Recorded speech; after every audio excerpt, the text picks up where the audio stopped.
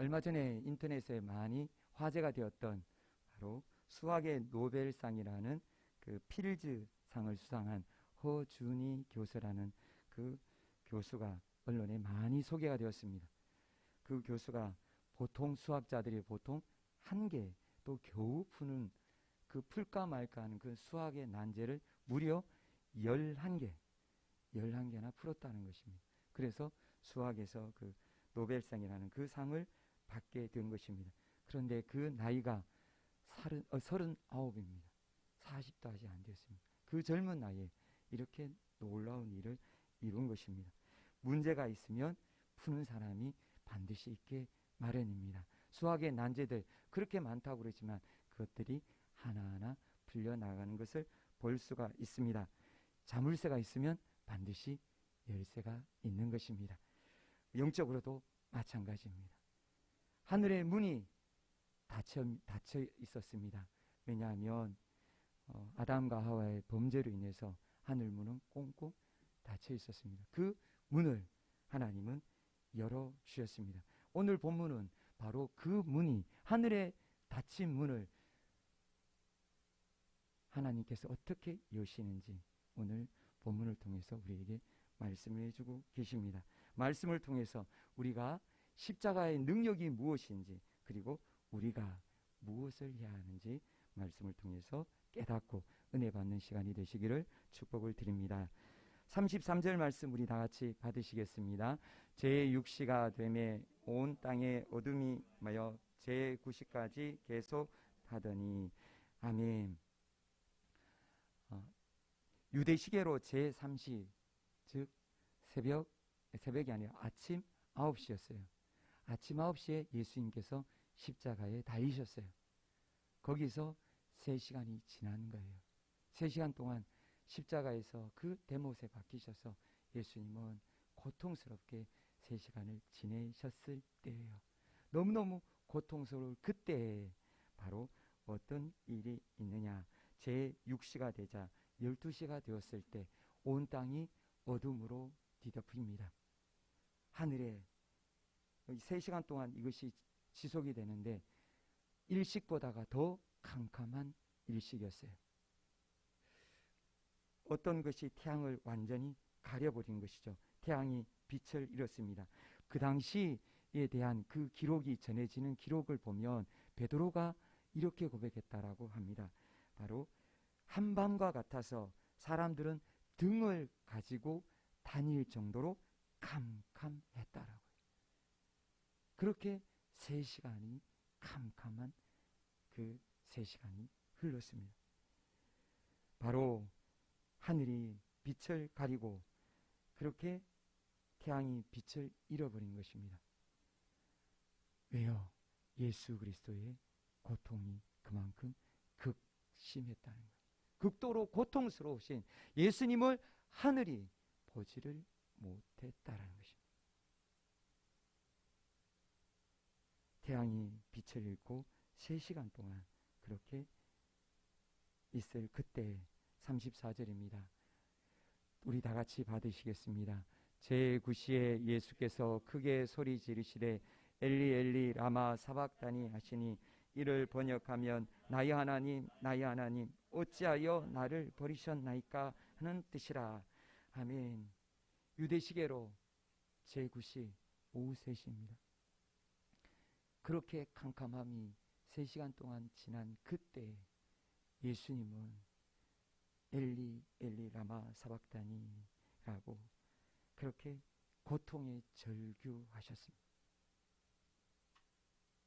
예수님께서 채찍에 맞으실 때도 전혀 예수님은 비명도 지르지 않으시고 참고 인내하셨어요.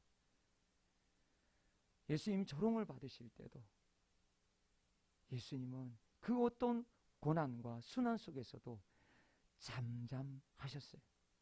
그런데 이 고통이 얼마나 컸는지 예수님은 그 순간 이렇게 외치실 수밖에 없었던 거예요. 나의 하나님, 나의 하나님, 어찌하여 나를 버리셨나이까. 예수님은 너무너무 고통스러웠어요.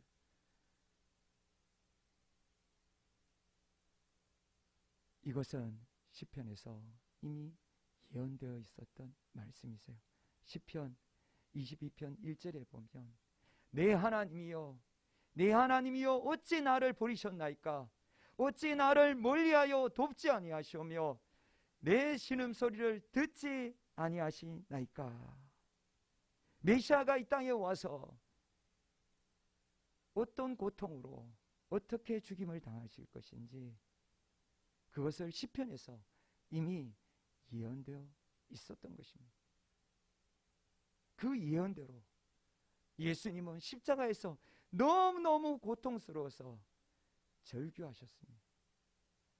나의 하나님, 나의 하나님, 어찌하여 나를 버리셨습니까? 그러자 곁에 있던 사람들이 엘리야를 부른다라고 이야기했어요. 이 뜻이 무슨 뜻이냐면 예수님께서 아람어로 하셨어요.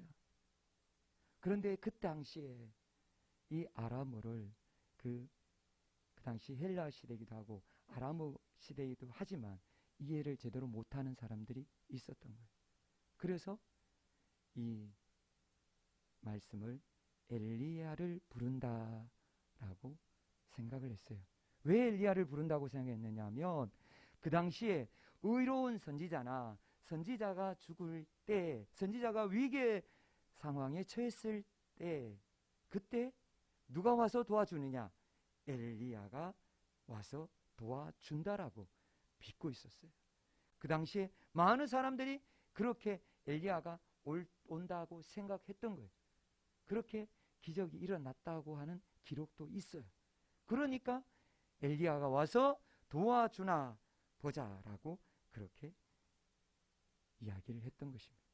그런데 한 사람은 거기에서 해면에 신포도주를 묻혀서 예수님의 그 목마른 그 갈증을 해소하고자 예수님 앞에 바칩니다. 그 갈대를 꿰어서 해면을 예수님 입에 댑니다. 예수님께서는 그것을 받으셨습니다. 그러자 그 다른 사람들이 그렇게 그만두라 라고 나가셨습니다. 그렇게 고통스러우신 예수님을 그 해면 그 조금 입대는 것조차도 그들은 거부했던 것입니다.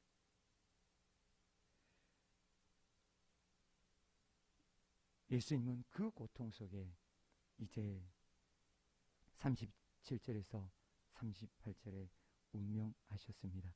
우리 다 같이 받으시겠습니다. 예수께서 큰 소리를 지르시고 숨지시니라. 이에 성소의 휘장이 위로부터 아래까지 찢어져 둘이 되니라. 아멘. 예수님께서는 다 이루었다라고 그렇게 말씀하시고 큰 소리를 지르시며 예수님께서는 숨을 거두셨습니다. 숨을 지셨다라는 것을 원어적으로 보면 이것이 숨을 누가 끊었느냐? 예수님이십니다. 예수님이 그 숨을 거두셨습니다. 스스로 숨을 거두실 그때 놀라운 일이 일어났음을 성경은 말씀해 주십니다. 바로 무슨 일입니까? 성소의 휘장이 위로부터 아래로 쫙 갈라진 것입니다. 성소의 휘장이 두 개가 있습니다. 성소의 휘장은 어디에 있느냐 하면 성소의 그 바깥인 성전 뜰과 그 남자들의 뜰이죠. 유대인 남자들만 들어갈 수 있는 그 뜰과 그리고 성소 안을 구별하는 그 휘장이 있어요. 그 휘장이 하나 있고 그리고 그 안을 지나서 들어갈 수 있는 것은 사람은 누구냐면 제사장들만 들어갈 수가 있죠. 그 제사장이 그 휘장을 지나서 안으로 성소로 들어가요. 그런데 그 성소 안에도 또 휘장이 있었어요. 지성소라고 하는 곳으로 가는 길을 가려놓은 휘장이었어요. 그 휘장은 아주 튼튼한 휘장이었어요. 성소와 지성소를 구분하는 휘장인데 그 휘장을 지나갈 수 있는 사람은 대제사장밖에 없었어요. 그것도 1년에 단 한 번 7월 10일 대속죄일만 들어갈 수 있었어요. 그 외에는 들어가면 죽임을 당했어요. 그 자리에 대제사장이 온전하게 준비하지 않고 들어갔다가도 그 자리에서 죽임을 당하기도 했어요. 그래서 그 자리에 들어갈 때는 대제사장이 끈을 묶고 들어갔어요.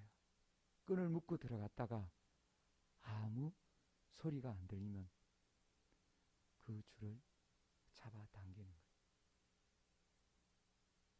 시체를 그렇게 해서 수거한 거예요. 그 안에 들어갈 수가 없었어요.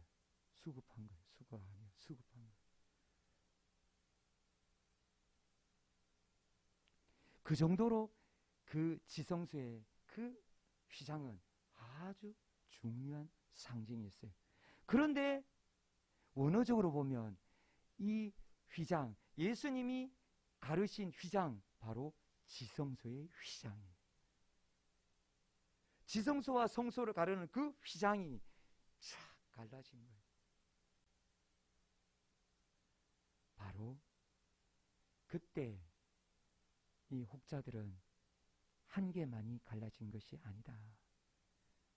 이 지성소와 성소의 그 휘장만 말씀하셨지만 그 휘장뿐만 아니라 성소에 있는 두 개의 휘장이 같이 동시에 갈라졌다. 그랬기에 밖에서 있는 사람들이 다 그 모습을 보았다라고 그렇게 이야기를 하고 있습니다.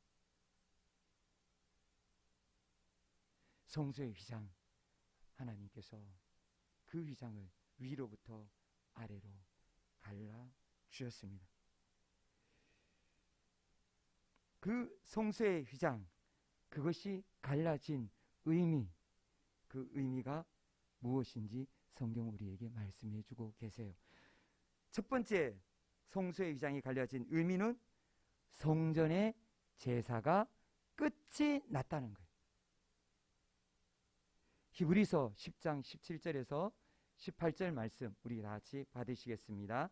또 그들의 죄와 그들의 불법을 내가 다시 기억하지 아니하리라 하셨으니 이것들을 사하셨은즉 다시 죄를 위하여 제사 드릴 것이 없느니라.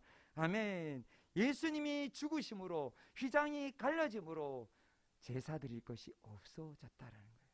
왜냐하면 예수님이 그 제사를 다 드리셨기 때문에, 예수님의 죽으심으로 그 제사가 완전히 끝이 났다는 것입니다. 예수님은 그 휘장을 가르셔서 이제 제사를 우리의 그 유대인에 드렸던 그 제사, 제사장만이 드릴 수 있었던 제사, 그 제사를 끝을 내 주신 것입니다. 그리고 두 번째로는 바로 무엇이냐? 하나님께로 가는 길이 열렸다는 것입니다. 하나님께로 가는 길, 하늘문이 열렸다는 것입니다. 히브리서 10장 20절 말씀 우리 다 같이 받으시겠습니다. 그 길은 우리를 위하여 휘장 가운데로 열어놓으신 새로운 살 길이요 휘장은 곧 그의 육체니라. 아멘. 주님이 휘장이 되시고 주님의 육체가 그 휘장이 되셔서 하나님께로 가는 그 길을 열어놓으셨다는 것입니다. 십자가에서 자기 몸을 찢으심으로, 자기 몸을 죽이심으로, 보혈을 쏟으심으로 주님은 하늘문을 열어주셨습니다. 성경은 우리에게 바로 예수님의 육체가 그 길을 열어놓으신 길이라는 것을 말씀해 주고 계십니다. 그 휘장 역할을 했던 그 휘장이 예수님의 육체였다는 것을 말씀해 주고 계십니다. 휘장을 찢으심으로 예수님이 이제 예루살렘 성전이 끝이 났다는 것입니다. 예루살렘 성전이 끝이 나고 하늘문이 활짝 열렸음을 성경 우리에게 말씀해 주십니다. 하나님과 인간 사이에 그 길이 열린 것입니다. 성전의 제사가 끝나고 이렇게 하나님과 인간의 관계의 그 관계 속에 막혀있던 그 휘장이 둘로 갈라짐으로 하늘문이 열림으로 이제 우리는 하나님께로 나아갈 수가 있게 된 것입니다. 하나님 앞에서 그 하늘문을 여시기 위해 예수님은 오늘 본문에서 그렇게 고통스럽게 예수님은 죽어주셨습니다. 예수님의 십자가, 그렇게 고통스럽게 죽어주신 그 십자가, 하늘문을 여신 그 십자가, 그 십자가에서 예수님은 하늘문을 여시기 위해서 무엇을 했는지, 하늘문을 여시기 위해서 무엇을 했는지 우리가 살펴보도록 하겠습니다. 바로 예수님이 십자가에서 하신 사역, 하늘문을 여시기 위해서 하신 사역은 첫 번째로 우리를 저주에서 속량하셨습니다. 우리를 저주에서 해방시켜 주셨습니다. 우리에게 어떤 저주가 있었을까요? 대제사장들이, 서기관들이 예수님을 빌라도에게 넘기고 예수님을 십자가에 못 박으라, 십자가에 못 박으라, 왜 이렇게 십자가에 못을 박으라고 그렇게 요구를 했을까요? 왜 이렇게 십자가에 못을 박기 위해서 그들은 그렇게 노력을 했을까요? 십자가가 무엇이기 때문에요? 구약 성경에서 우리에게 말씀해 주십니다. 우리 다 같이 받으시겠습니다. 그 시체를 나무 위에 밤새도록 두지 않고 그날에 장사하여 내 하나님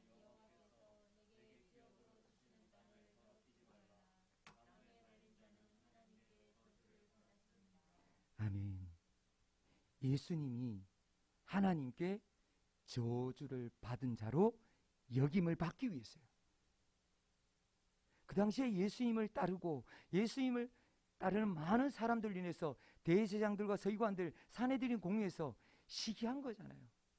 예수님의 명성에 자기들의 그 권위가 떨어지니까, 예수님을 시기하니까, 그래서 예수님을 어떻게 하든지 죽여야 되는데, 예수님을 죽일 때 사람들이 예수님을 쳐다도 보지 않도록 하기 위해서 저주의 십자가, 저주의 나무에 달리게 했던 것입니다. 그 저주받아서 예수님이 죽었다, 하나님께서 저주하셔서 예수님이 나무에 달리셨다라고 그렇게 대제사장들과 서기관들이 예수님을 몰아간 것입니다. 그런데 예수님 또한 이 저주의 십자가를 지기를 원하셨다는 거예요. 왜냐? 바로 이 저주 때문이에요. 예수님이 저주를 짊어져야 했기 때문에. 예수님의 저주, 누구를 위한 저주입니까? 누구의 저주입니까? 바로 세상의 모든 사람들을 향한 저주, 바로 저와 여러분을 향한 그 저주입니다. 우리에게는 어떤 저주가 있었을까요? 첫째는 죄의 저주입니다. 죄의 저주. 로마서 5장 12절 말씀 우리 같이 받으시겠습니다. 그러므로 한 사람으로 말미암아 죄가 세상에 들어오고 죄로 말미암아 모든 사람이 죄를 지었으므로 사망이 모든 사람에게 이르렀느니라. 아멘. 아담과 하와 한 사람으로 말미암아 죄가 이 땅에 들어왔어요. 하나님이 그렇게 먹지 말라고 경고하셨는 선악을 알게 하는 그 나무의 열매를 먹는 그 불순종으로 말미암아 죄가 이 땅에 들어왔어요. 그리고 죄만 들어왔습니까? 사망이 들어온 거예요. 모든 사람에게 죄가 들어오고, 그리고 사망 무엇입니까? 죽음이죠. 육신의 죽음뿐만 아니라 영의 죽음, 불지옥으로 들어가게 된 것입니다. 불지옥의 문이 열려버린 거예요. 세상의 모든 사람들은 육신에 한번 죽고 끝나는 것이 아니라 둘째 죽음인, 둘째 사망인 불지옥으로 다 들어갈 수밖에 없게 된 것입니다. 바로 그 저주, 죄의 저주, 한 사람의 지은 저주, 이것을 원죄라고 그렇게 많이 이야기하죠. 그 원죄뿐만 아니라 원죄로 인해서 들어온 그 죄, 그 죄의 저주는, 죄의 삭은 사망입니다. 죄로 말미암아 모든 사람이 다 불지옥에 들어갈 수밖에 없는 그 저주가 있었어요. 우리는 알지 못했지만 그 저주가 우리를 덮고 있었어요. 세상의 모든 사람에게. 그런데 주님께서 십자가에서 바로 그 저주를 끊어 주셨습니다. 할렐루야. 우리 주님이 십자가에서 죽으신 것은 바로 그 저주, 죄의 저주를 끊어 주시는 거예요. 죄의 저주로 말미암아 죄가 들어올 뿐만 아니라 더 큰 죄인이 될 뿐만 아니라 불지옥에 들어가는 그 죄, 그 저주를 주님께서 그 고통스럽게 엘리 엘리 라마 사박다니 하면서 그것을 끊어 주신 것입니다. 그리고 또 두 번째 저주가 있어요. 무슨 저주냐? 율법의 저주입니다. 율법. 아니, 율법의 저주가 있다고요? 우리 로마서 5장 13절 말씀 우리 다 같이 받으시겠습니다. 죄가 율법 있기 전에도 세상에 있었으나 율법이 없었을 때에는 죄를 죄로 여기지 아니하였느니라. 아멘. 율법이 무엇입니까? 율법은 이스라엘 백성이 하나님과 맺은 언약이잖아요. 시내산에서 출애굽하는 이스라엘 백성에게 하나님께서 율법으로 말미암아 하나님께서 언약을 맺잖아요. 이것이 바로 하나님의 백성으로서 해야 될, 그 지켜야 될 법이라고요. 계명이라고요. 하나님의 명령이라고요. 그 율법을 통해서 무엇을 말씀해 주셨습니까? 의와 불의를 말씀해 주셨어요. 무엇이 죄인지, 무엇이 의인지 그것을 말씀해 주셨어요. 그런데 그 율법이 우리와 관계가 있습니까? 관계가 있다고 그랬잖아요. 율법이 있기 전에는 세상에 죄를 죄로 여기지 않아야 하였다라고요. 율법이 들어옴으로 말미암아 그 율법이 어떻게 됐다고요? 세상의 모든 사람에게 무슨 기준이 된 거예요? 죄의 기준이 된 거예요. 율법으로 죄가 죄인 것이 드러나게 된 거예요. 세상의 모든 사람에게 하나님은 공표하신 거예요. 이게 죄라는 거예요. 우리 지금 헌법이 지정하는 그것이 죄가 아니라 하나님의 법으로, 하나님께서 율법으로 이게 죄라는 것을 우리에게 분명하게 밝혀주신 거예요. 바로 그 율법 아래 세상의 모든 사람이 놓이게 된 거예요. 그런데 율법 아래 놓인 사람들에게는 어떤 특징이 있느냐? 율법의 특징. 우리 갈라디아서 3장 10절 말씀 우리 다 같이 받으시겠습니다. 무릇 율법 행위에 속한 자들은 저주 아래에 있나니 기록된 바 누구든지 율법책에 기록된 대로 모든 일에 항상 행하지 아니하는 자는 있는 자라 하였음이라. 아멘. 율법은 365개 있습니다. 그 365개의 그 율법이 있는데 그 중에 단 하나라도 어기면 어떻게 된다고요? 전체를 어기는 거와 똑같이 되는 거예요. 단 하나라도 어기면 안 되는 거예요. 그래서 성경은 모든 것을 다 지켜야 되는 거예요. 다 행해야 되는 거예요. 그러면 세상에 그 누구도 율법의 모든 것을 다 지킬 사람이 있습니까? 없어요. 율법의 저주 아래 모든 사람은 다 죄인으로, 그렇게 죄인이라고 율법이 저주한 거예요. 죄인으로 지목한 거예요. 모든 사람은 다 죄인이 된 것입니다. 율법의 저주 아래 살고 있었어요. 유대인뿐만 아니라 이방인인 우리까지도 모두 다 율법의 그 저주 아래 갇혀 있었던 것입니다. 그런데 그 율법의 저주를 누가 깨뜨려 주셨어요? 예수님이요. 엘리 엘리 라마 사박다니 하시면서 그 율법의 저주를 깨뜨려 주셨어요. 바로 주님이 율법의 요구를 다 이루셨어요. 주님이 율법을 다 지키시고 율법을 다 지키셔서 흠이 없는 한 마리의 유월절 어린 양이 되셔서 세상의 모든 사람, 사랑하는 우리 성도님들의 모든 죄를 용서해 주시고 율법의 저주에서 해방시켜 주셨습니다.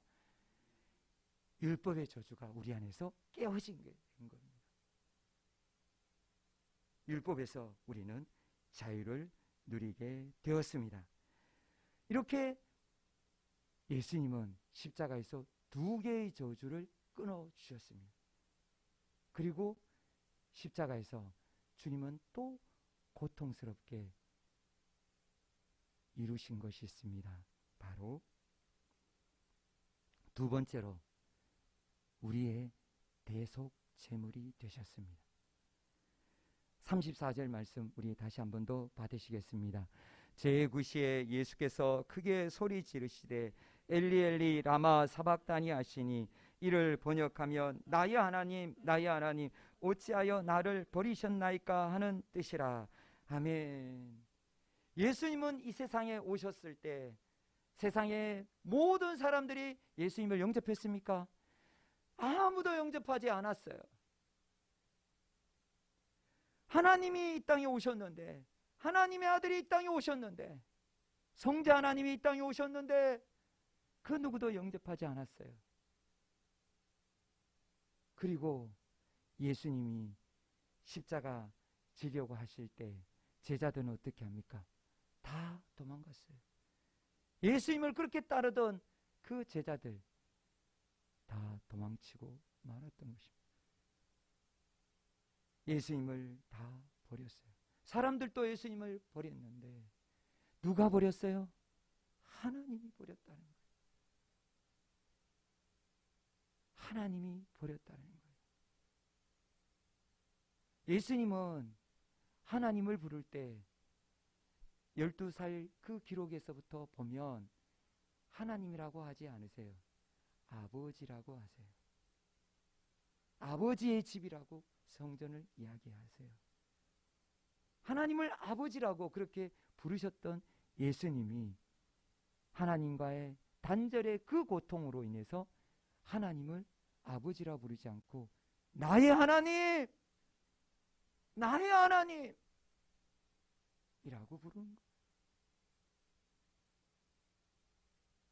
너무너무 예수님은 처절하고 너무너무 고통스러웠어요. 단절, 하나님과의 단절이 이루어진 거예요. 왜요? 십자가에서 관계가 아버지와 아들의 관계가 아니었어요. 그럼 무슨 관계였냐고요? 하나님의 심판에, 하나님의 그 저주로 인해서 그 죄값을 지는 한 마리 어린 양으로서 대속제물이 되신 거예요. 하나님의 대속 제물, 유월절 어린 양이 되신 것입니다. 그래서 대속 제물로 하나님 앞에 번제로 바쳐지듯이 하나님께 바쳐진 거예요. 예수님은 그 번제물로, 그 대속제물로 예수님이 바쳐지기에 예수님은 단절의 그 고통을 느끼셨어요. 하나님을 나의 아버지라 부르지 않고 단절된 예수님의 그 고통이 얼마나 크셨는지, 나의 하나님 어찌하여 나를 버리셨나이까. 그렇게 예수님은 처절하게 절규하셨습니다.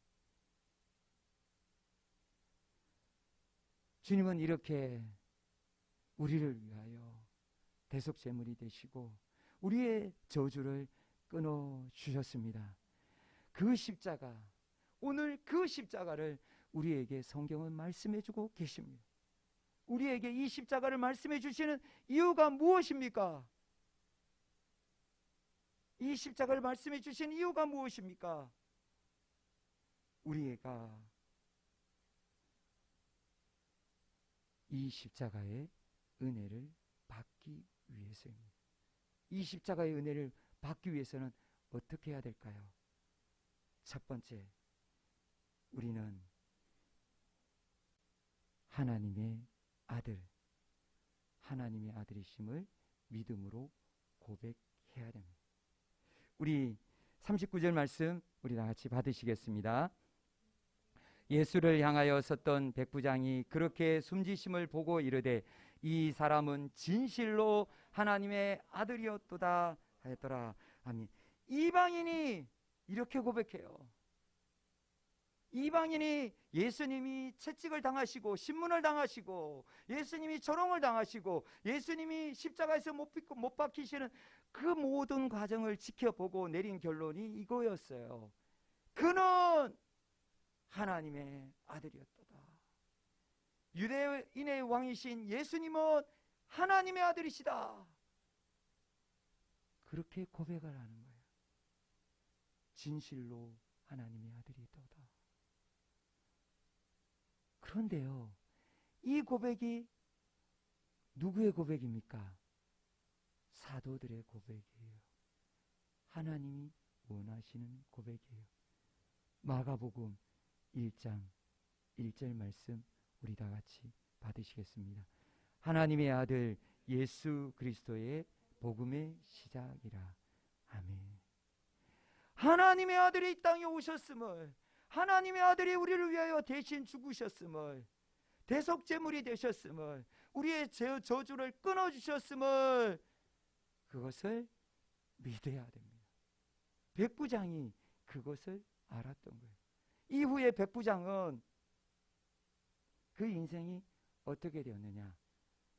전하는 기록에 따르면 백부장은 그의 인생이 바뀌었습니다. 이제 그는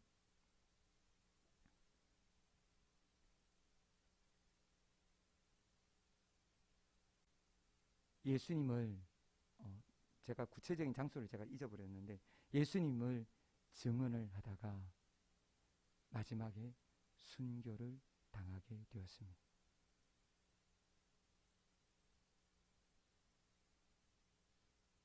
백부장의 인생, 로마 군인이었던 그가,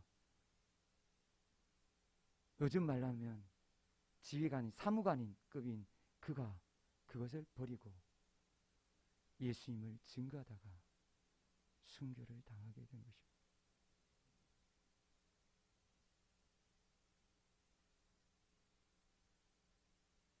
우리도 주님은 우리에게도 백부장처럼 고백하기를 원하십니다. 예수님은 하나님의 아들이십니다. 예수님은 우리의 죄를 위해서, 우리를 위해서 죽어주신, 십자가에서 죽어주신 하나님의 아들이십니다. 믿으십니까? 우리는 고백하기를 원합니다. 백부장처럼 예수님이 나의 주님이시고 나의 하나님이신 것을 고백하시기를 축복을 드립니다. 그리고 두 번째로 우리는 무엇을 해야 됩니까? 바로 두 번째, 하나님의 아들의 십자가를 따라가며 증언해야 됩니다. 오늘 이 복음, 이 십자가 사건 누가 증거했겠습니까? 백부장이 증거했어요. 그리고 또 누가 증거했습니까? 40절, 41절 말씀 우리 다 같이 받으시겠습니다. 멀리서 바라보는 여자들도 있었는데 그 중에 막달라 마리아와 또 작은 야고보와 요새의 어머니 마리아와 또 살려미가 있었으니 이들은 예수께서 갈릴리에 계실 때 따르며 섬기는 자들이요 또 이외에 예수께서 함께 예루살렘에 올라온 여자들도 많이 있었더라. 아멘. 성경은 우리에게 분명히 말씀해 주고 계세요. 그 자리 현장에 누가 있었는지, 막달라 마리아, 그리고 작은 야고보와 요새 어머니 마리아, 그리고 살로메, 그리고 다른 성경에 보면 글로바의 아내 마리아, 그리고 예수님의 모친 마리아가 함께해서 이 모든 것을 증언한 것입니다.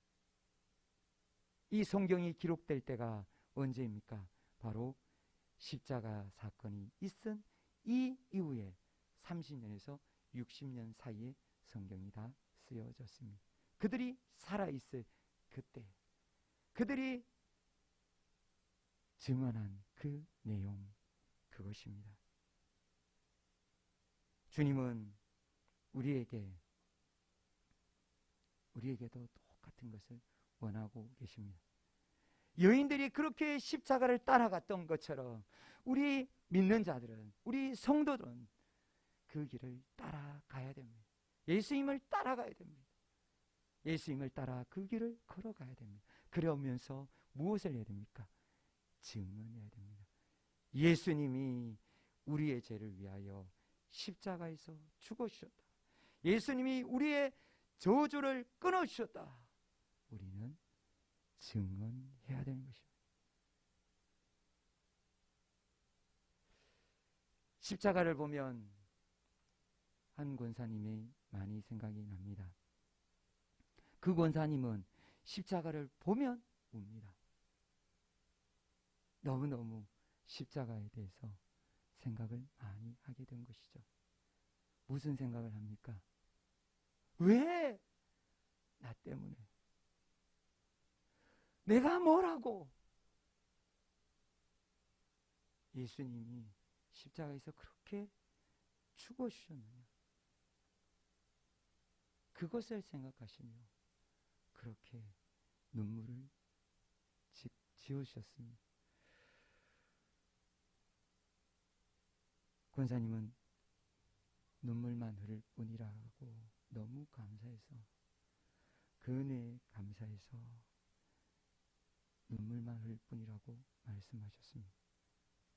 사랑하는 성도님들, 성도님들은 어떠십니까? 십자가를 바라볼 때 눈물이 흐르십니까? 아니면 무덤덤하십니까? 우리 십자가를 바라보며 주님이 나를 위해서 무엇을 하셨는지, 나의 저주, 나의 죄의 저주를, 율법의 저주를 끊어주셔서 불지옥 들어갈 수밖에 없는 나를 살리셔서 천국으로 인도하신 것을 믿으십니까?